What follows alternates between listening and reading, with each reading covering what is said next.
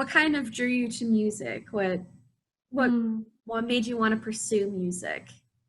Yeah, I think as long as I can remember, I was making up songs as I ran around the backyard or played with my toys. And we were always listening to movie soundtracks and also symphonic music by Holst and Bach and Dvorak, so really some of the music that sort of influenced cinema music and storytelling. And my grandmother, she had season tickets to Seattle Opera, so she would always invite us to go with her. She always got two sets of season tickets, one for her and one to take, one of us. So, music was all around us, but I never really settled in on a specific instrument. I took piano lessons. I was self-taught, like a 22 string nylon Irish lap harp. Oh, Um, cool. I sang in the musicals, but I sort of didn't really connect with classical music as a performer until college. And I ended up at a school very much like Coe College, which is one of the reasons I loved teaching at Coe for so many years, was Lewis and Clark College here in Portland was a liberal arts school with a warm and vibrant and, on the more small side compared to some of the larger colleges, music department. But I just fell into that, and it was the perfect place for me because I wouldn't have been ready for conservatory. I wasn't that kind of background. Yeah. But at a small liberal arts school, you can ask a lot of questions and have like a sponge-like brain that just absorbs a ton of things, and the sky's the limit. So it was the perfect place for me to really dig in, and that's where I fell in love with concert music and discovered that there still were concert music composers and was encouraged to write for those kinds of ensembles, string quartet or flute solo or, opera. So that's how I got started.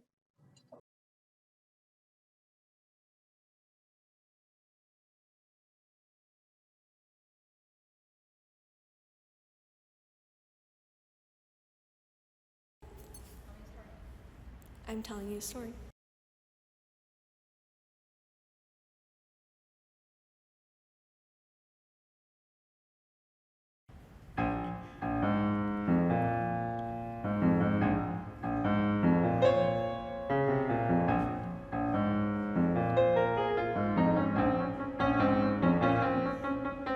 I'm walking in my head down on Avenue B as the echo of a guitar strums. I'm tightening my overcoat and waiting for contentment like a bus that never comes.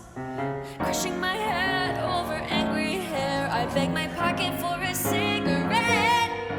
But instead I find a nickel in a crumpled little napkin with a poem for a lover I need to forget.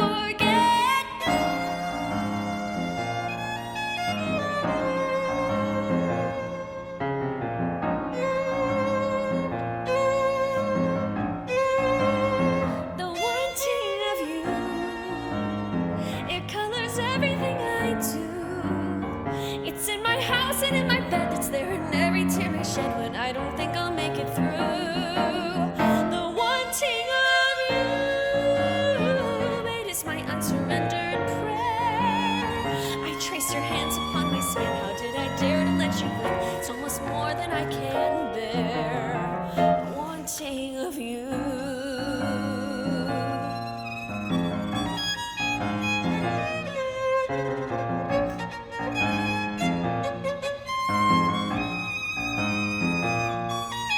I patronize myself as I take my chair in the couldn't care less cafe. Accept the silent greeting of the mother with the baby and the model with the black Sharpay. There's one in where you can raise his one blade that goes right back to his 1,000-page book. And I spent another morning tracing stories in the oatmeal that some Spanish guy did not remember to cook.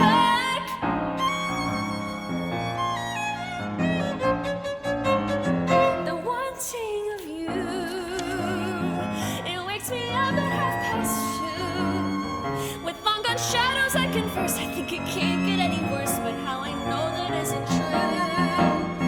The wanting of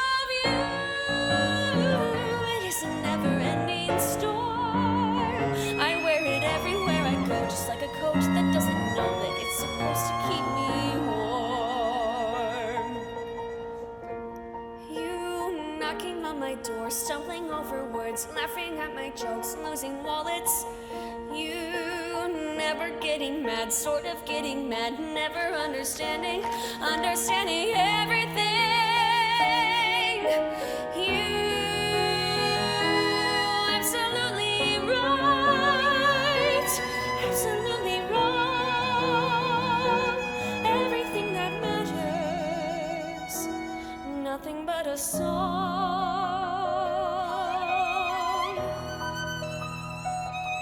nothing but a song.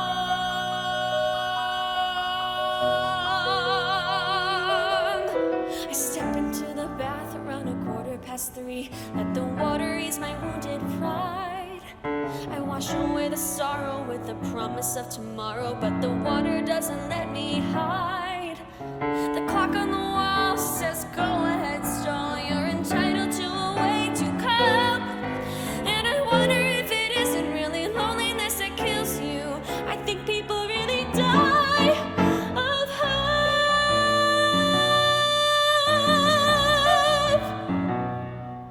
Of hope. The wanting of you, it colors everything I do. It's in my house and in my bed, it's there in every tear I shed when I don't think I'll make it through. The wanting of you, it is my unsurrendered prayer. I trace your hands upon my skin. How did I dare to let you in? It's almost more than I can bear. I trace your hands upon my skin. How did I dare to let you in? It's almost more than I can bear. The wanting of you.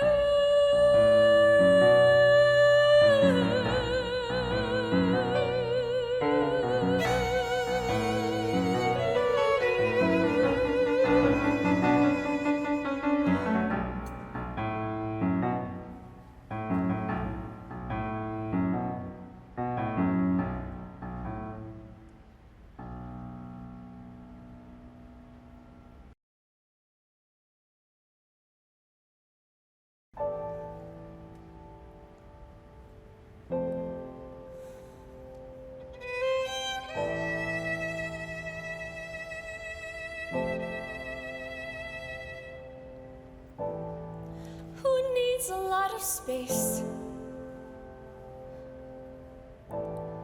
Who needs a lot of light? I'll get myself a chair, a pad and pen to write, a ficus for the corner, and some pictures hung just right. And I have almost everything I need.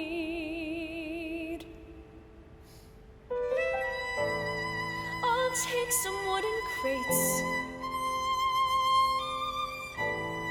and make a makeshift bar.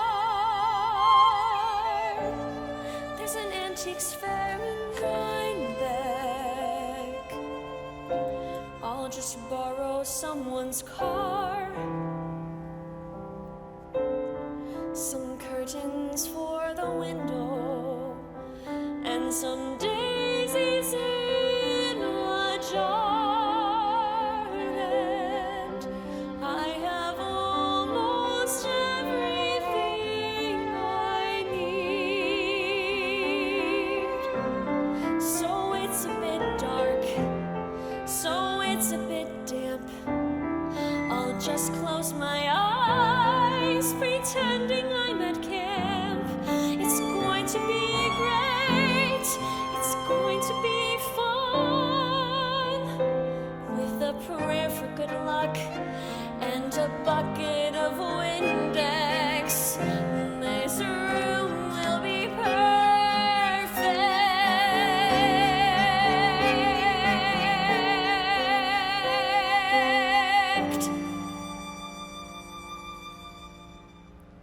For one, the smell of baking bread, some good books I can read, a fire escape for dreaming, and a heart that's finally freed. A brand new life without you. I'm a happy girl indeed, and I have almost everything I need.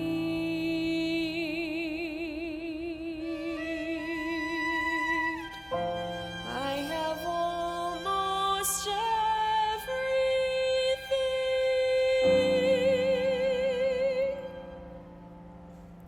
I need.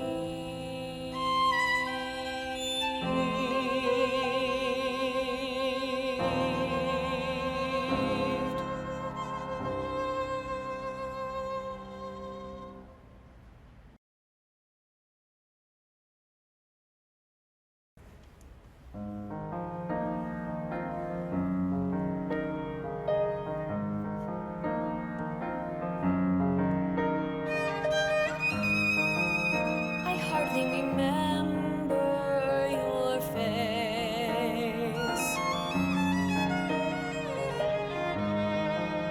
I hardly remember the trace of the silver of light on your skin, or watching you sleep and wondering where do you end and where do I begin.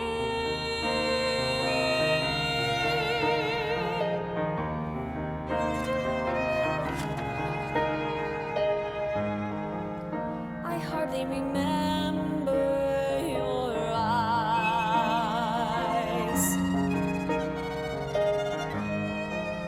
I hardly remember their wise and their weary effect on my soul, and losing control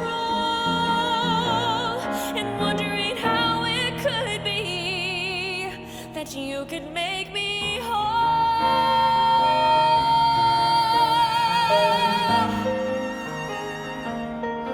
I hardly remember begging the stars, don't make the morning come too soon. I only remember your whispered I love you once in a very, very, very blue moon.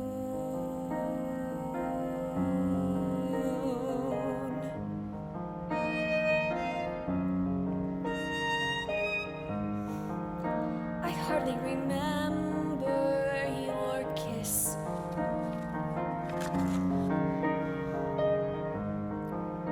I hardly remember the bliss and surprise of your hand on my cheek, or watching you sleep and marveling at how I loved you so that I could hardly speak. But winter comes and springtime comes and summer comes and fall.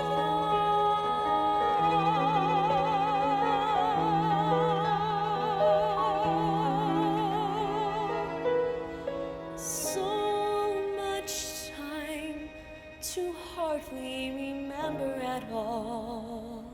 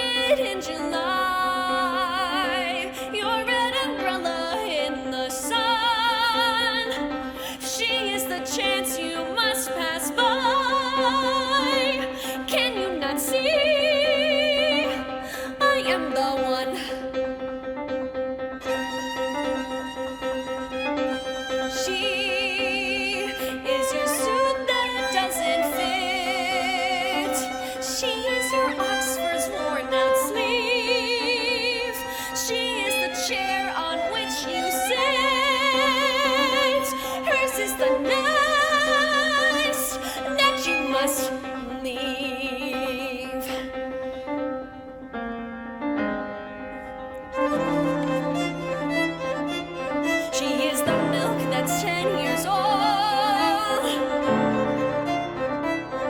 She is the algebra gone wrong. She is the cream of wheat gone cold.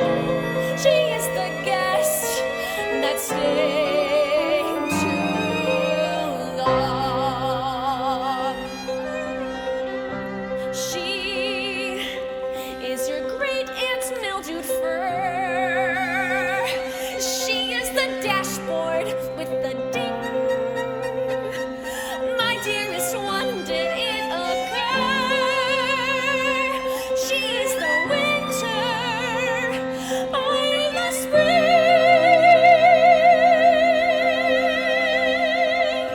She is the monkey on your back.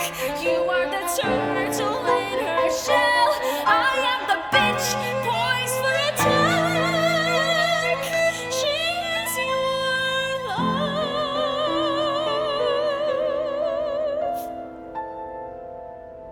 She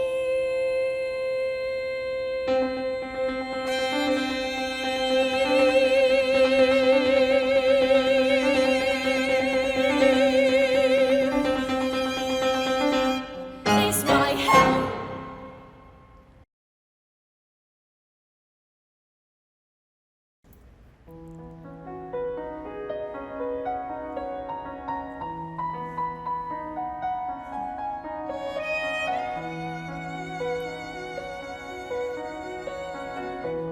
I wanted to touch you today.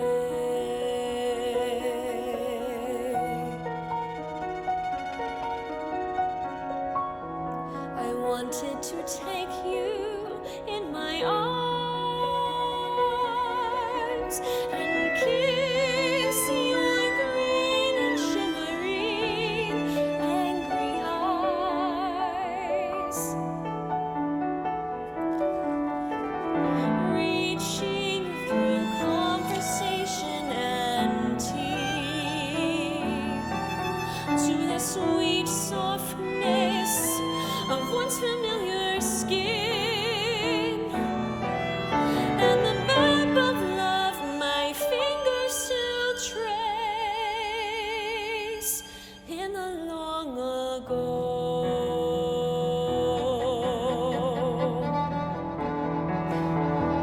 I wanted to hold you, lash to lash, tear to tear, wide awake and wider dreaming, sharing a whispered smile in the private lullaby of Sunday light. And were we not wordless, walking, wearing the easy rhythm of a city of friends, I would have told you, I would have screamed you, but I saw your comfort with the now, and thought better of drowning you in my yesterday.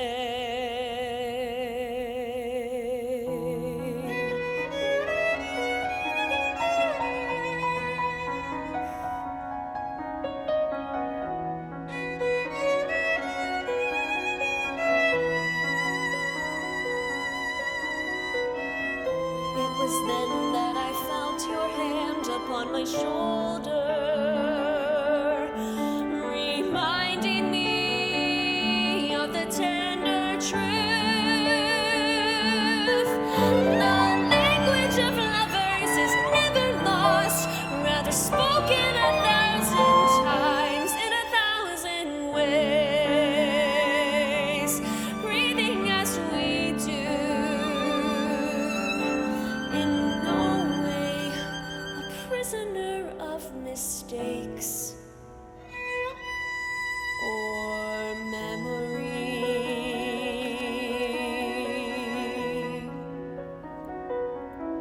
This is the kiss you left me with, wide awake and wider dreaming,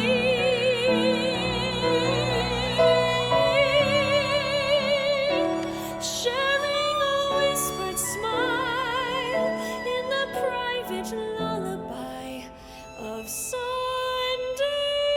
night. We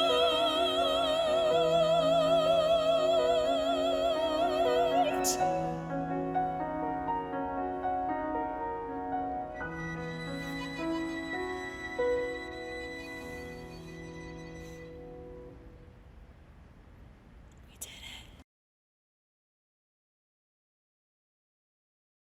As long as I can remember, I've been really interested in animals. And particularly, I feel like animals, they are, I feel that their existence is as meaningful as our own, whether or not we deem them as traditionally sort of sentient or problem-solving intelligent. And it really bothers me. It's always really bothered me how we sort of divide them into categories of like, well, you know, if they're as smart as we are, or if they can learn to communicate with words, you know, if they're a dog or a primate or a dolphin, then we're going to say that they are more intelligent. And if we can't get them to obey our commands, then they're less intelligent. And that's always really bothered me, because I think when you look at the animal kingdom, you see these creatures that are existing in conditions we can't, that are interpreting signals that we can't even detect, hearing or pheromones or sound, or, you know, it's just really, that diversity and that intelligence is so different than ours sometimes, but I feel it's very valid. And I'm a vegan, I'm an animal rights sort of advocate. And that's how I live my life, is trying to hurt as few creatures as possible, because I really value that. And at the same time that I recognize they're so different, I do think we see ourselves mirrored in animals. And there are so many things that we can learn from them about ourselves and about, you know, interacting with the world or what we value in the world. So there's always this interplay with me when I'm thinking about animals, of both a hearty dose of respect that I don't know what it's like to be a butterfly or a jellyfish. And in some ways, I would die so fast in the conditions that a jellyfish navigates with ease, you know? It's crazy. And at the same time, this appreciation that I do see some things reflected back that tell me something about myself that I value.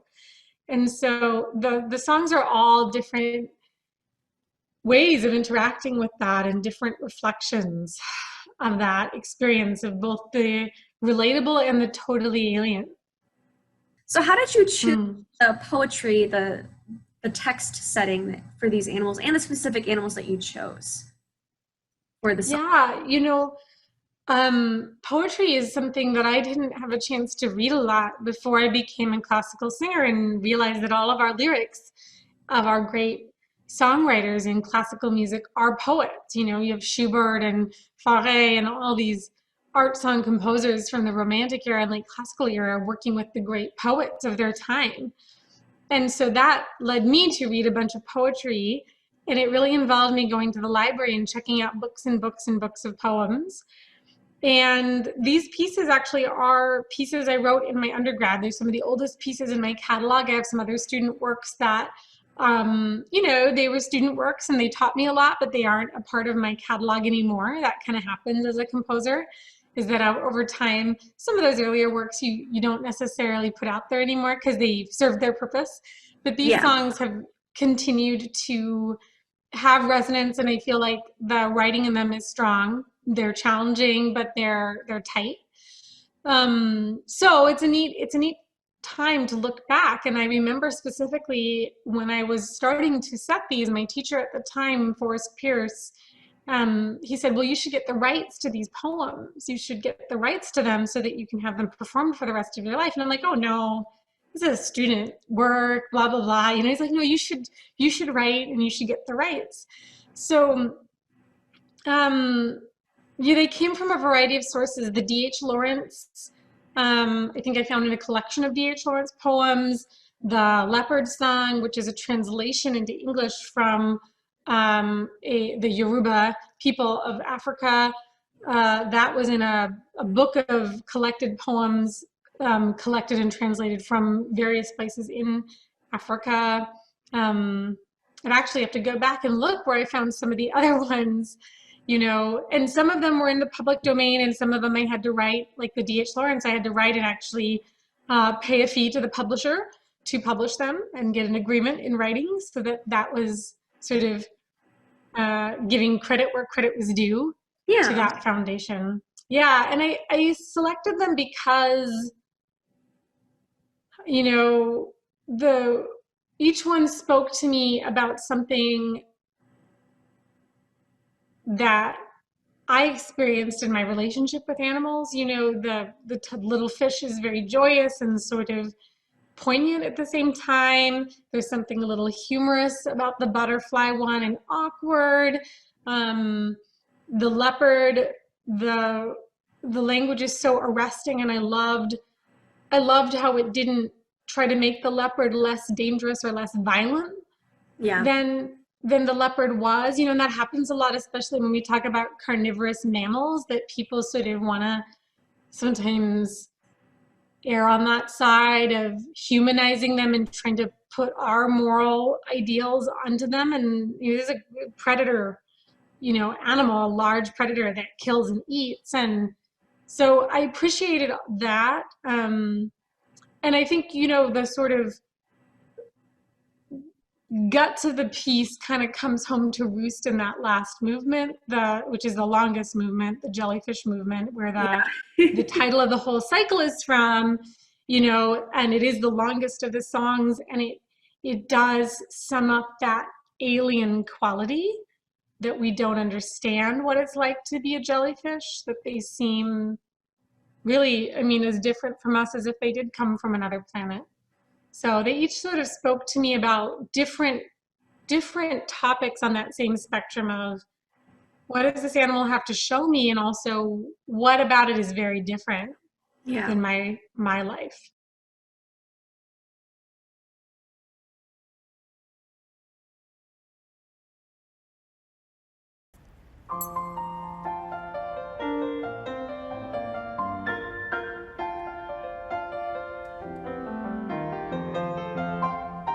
The tiny, tiny fish, tiny, tiny, tiny fish. The tiny, tiny fish enjoy themselves in the sea.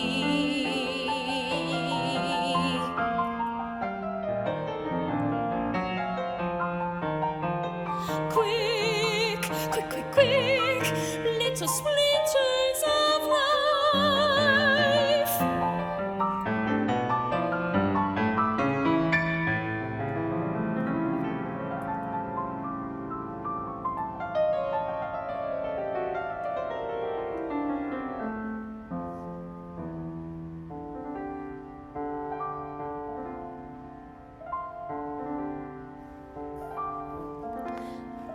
Their little lives are fun to live in the sea.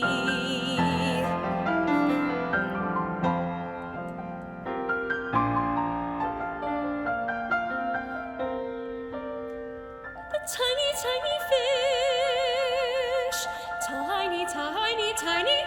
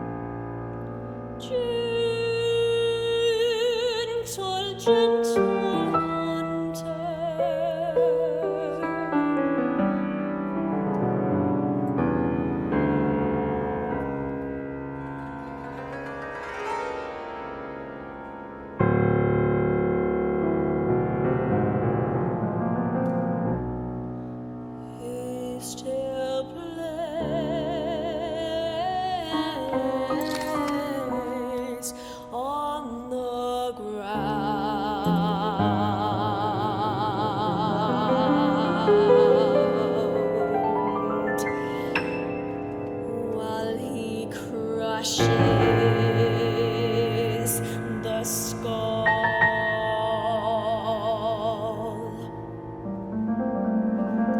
Beautiful death who puts on a spotted robe when he goes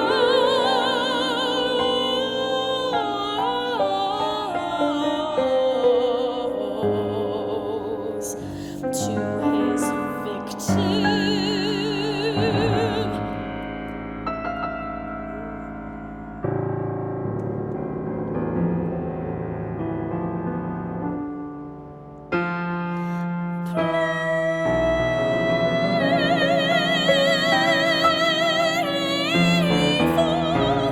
Playful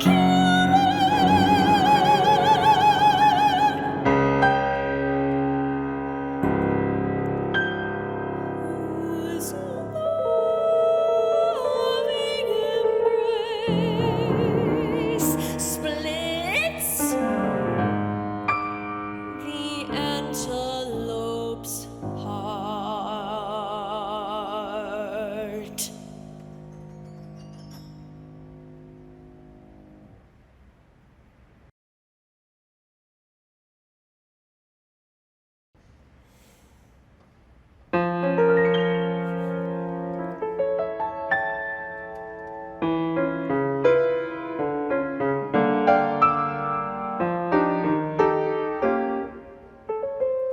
The butterfly,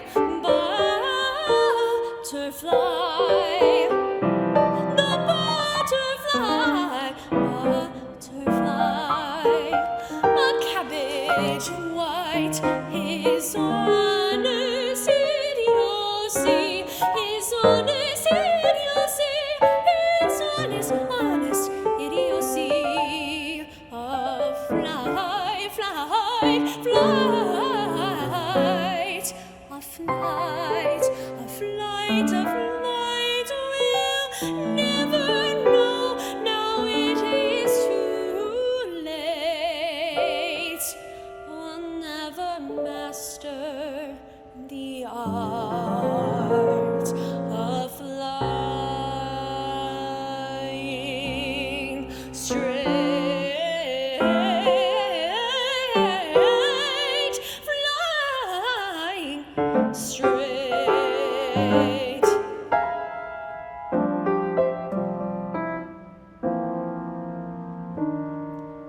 Yet as who knows so well as I, a just sense of how not to fly.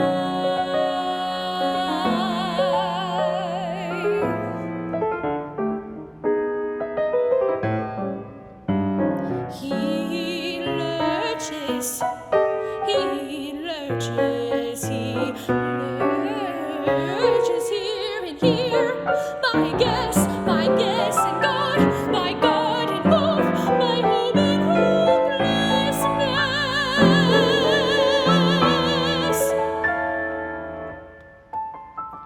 Even the aerobatic swift has not his flying crooked gift.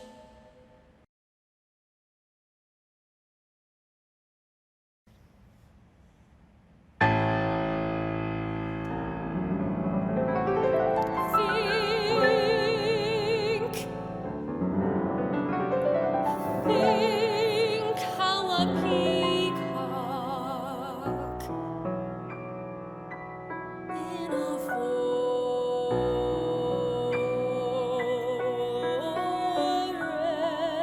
forest of high trees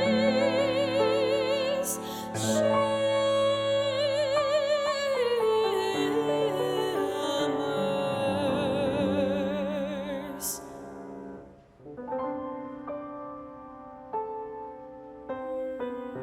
in a stream of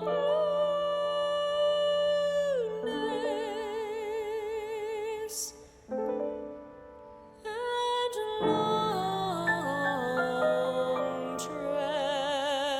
just magnificent.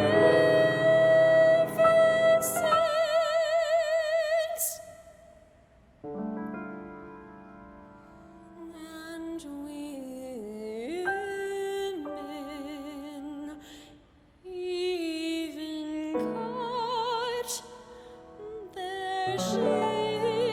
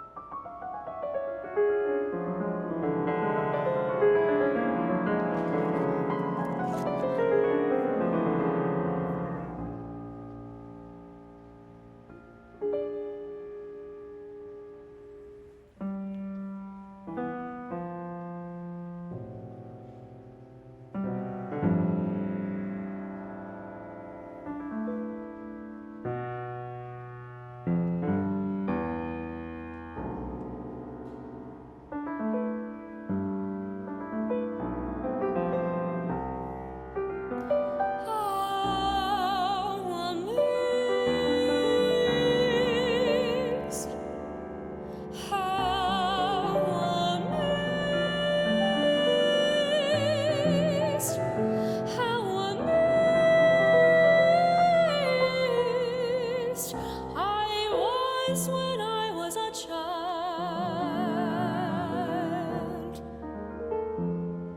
How amazed I was,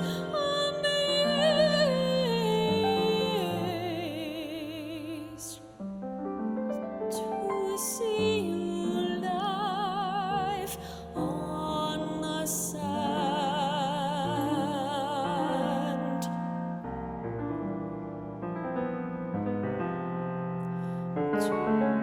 To see you living, to see you living in your jelly shape,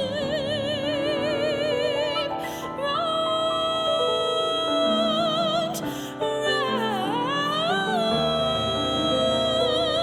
round, and slippery.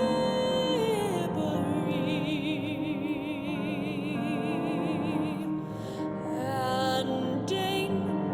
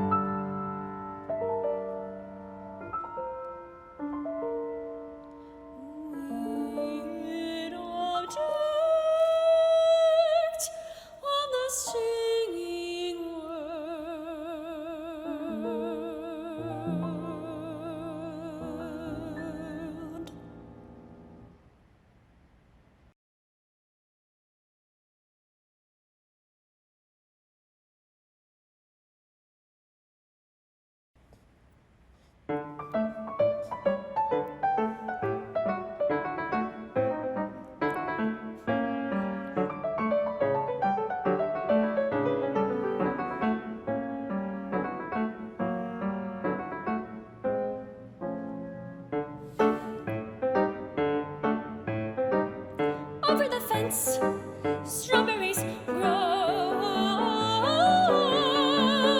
Over the fence I could climb if I tried. I know. Over the fence, over the fence. Berries are nice. Berries are nice.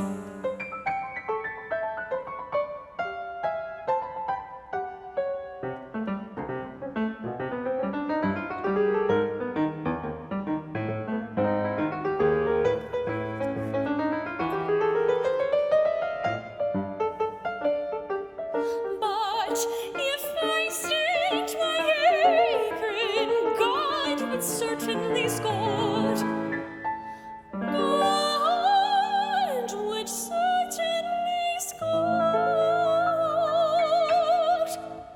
Oh dear, I guess if he were a boy, he'd cry.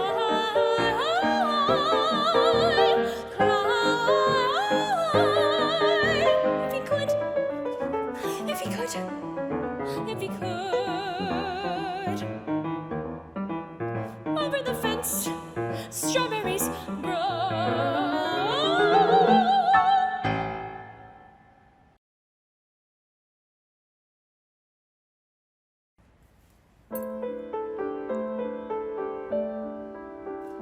Grow old along with me, grow old along with me. The best is yet to be. Grow old along with me. Grow old along with me. Grow old along with me. The best is yet to be, yet to be. The last of life by which the first was made. The last of life by which the first was made.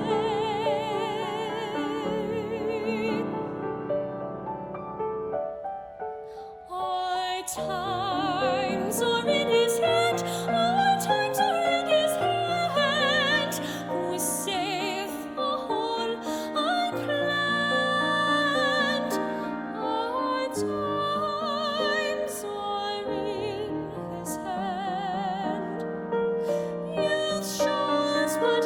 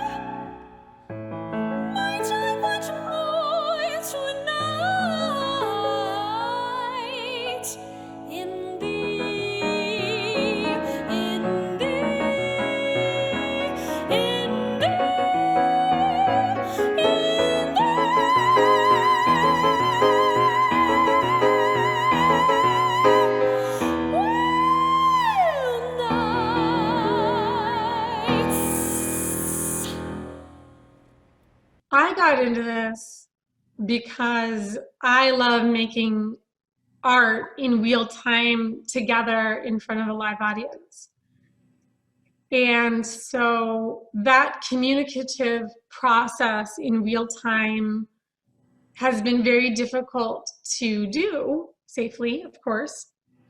And I take it very seriously, and it is our job, I think, to take it seriously and to protect one another. I'm a voice teacher, I have private students, it's my job to protect them, not expose them to risky scenarios. The skill set of going to my bedroom and recording a perfect take or several different chunks and then splicing them together is a really different skill set than walking out on stage for a live audience and going one time through, being okay as you see those little tiny mistakes or things you wish you could do slightly better, or just turning off the judgy part of the brain because it doesn't matter. Yeah, right? no, I totally feel that. Because I recorded my recital this past weekend, and we both know in a regular recital, we just walk out, we do it. I knew that I could stop and start again if I was making a mistake, or there was so much judgment in my own head because, well, I can do this so much better. This is a recording. It's not like they're watching me right now. It's weird not going out and just doing it, I don't like it because it feels like there's even more pressure on me now to do a better job because there's that opportunity to make it better, if that makes sense. One of the things that becomes very clear to those of us who have learned to perform in real time, in front of a live audience, is that better is actually not necessarily perfect technique. No. Better is engaged, it's in the moment, it's communicative, it's energetic, it's committed. I think of all these things in my theater training. It's the same for singing. Better is bold and real and human and open-hearted, right? Yeah. And the truth is that a lot of that messes things up. You get your level set on your mic, you go bold and you blow it out. We have these things that are a bit at odds where if you're performing live, then that's the wrong word. The really effective performance choice is often to go big and go bold and commit and be in the moment. And when we're recording in our bedroom or in our closet, right, you go bigger and bolder than you did on your sound check and you blow out your mic. Or, you try to commit in a big way and your, consonants are a little bit too big and that's all you can hear on your recording. Or you try to live in the moment, and the fact is it's really hard to keep living in the moment in the 10th take of something. Yeah. And it's hard to live in the moment when you're your own recording engineer and you have to go listen and critique. Was that good enough or do I do it again? I know I've sang all the songs better before, but I feel proud of the work that I put into it. Yeah, especially on your set, there's a few spots where I struggled a little bit, but I've had to really teach myself that, if I make a mistake, it's not the end of the world. Yeah. Especially in recording this past weekend, I would only stop if I knew I wasn't singing, healthily, or if I was making an interpretive choice that I have not made before and it doesn't serve me as an artist. Or if I was singing the wrong note, which happened quite a bit on Jellyfish. Jellyfish is hard. Yeah. It's all good. I considered it a victory if I could land the last note in a couple of those. You know what? Sure. That's a D. I'm singing a D. That's a D. And every take, I'd be like, Abby, because Dr. Abby Brewer is my accompanist. She's my girl. She's wonderful. Yeah, and I would be like, can you please play the last note? And then if it's the same thing as I was singing, I'd be like, that's the take. We're done. One thing that I try to remind myself of when I'm recording is, actually, I don't know if I sing it better or not. maybe I didn't, you know? I don't record and listen back to every single time I practice. Maybe this was great, you Yeah. know? Um, and that sort of hypercritical mode that in some ways we have to get into critique mode if we're talking about do we do another take or not. That decision we have to actually compare and make a choice, right? But I hope that with distance, that we get a little bit of space from that, and start to appreciate all the great things that are going on. And so, I hope that that is possible for you as well, that you can look at that body of work and go, yeah, there's a lot of really wonderful things that are going on in this performance. I really wanted to do living composers and living composers that are not like white guys. Mhm. And I was hoping to find like more like queer composers and composers of color, but that's definitely something I can like strive for in future recitals. I really love the idea of inclusivity and intersectionality in music, because I feel like sometimes music is such an elitist thing that it doesn't and it shouldn't be. Like it doesn't have to be, especially in the music education world. So yeah, that was just kind of the goal behind the recital. So I'm really glad that we got to talk and I got to like learn more about your stuff. So yeah. Wow, I know it's such an honor, and bravo to you. And it is, classical music has a long way to go in revamping how we educate, the representation. This is a huge, huge systemic thing that we need to overcome. And so, yeah, it can't all be overcome by you overnight on your Yeah. own, with just your mentors helping you, and you're going to take those steps as you go and build on what you've done. And so trust that like you're on the journey, and that's great. I'm telling you a story.